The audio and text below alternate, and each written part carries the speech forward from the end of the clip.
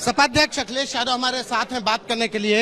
Sir, आज आप काशीराम जी की मूर्ति का अनावरण किया है, क्या अब आगे का एजेंडा क्या है कि बीएसपी के लोगों को जो उनका वोट बैंक था उनको साथ में लाने की कोशिश?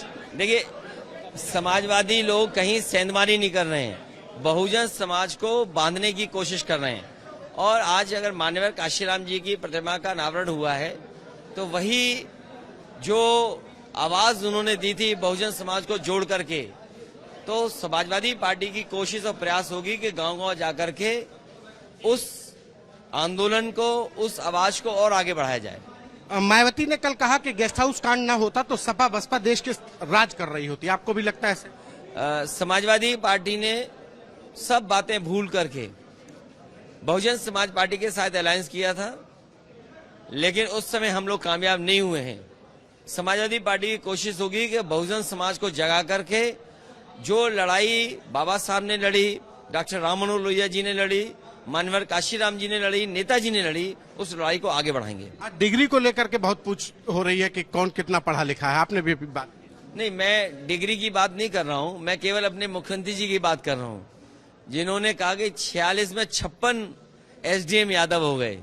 तो ये तो सवाल ये है कि अब पढ़ा लिखा कौन ज्यादा है।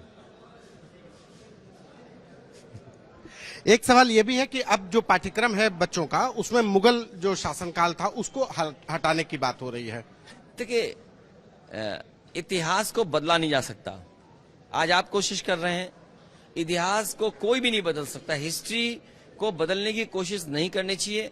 इतिहास के पन्नों से हमें सीखना चाहिए, और इतिहास में कोई अगर गलती रही हो, कोई कमी रही हो, उसको दूर करना चाहिए।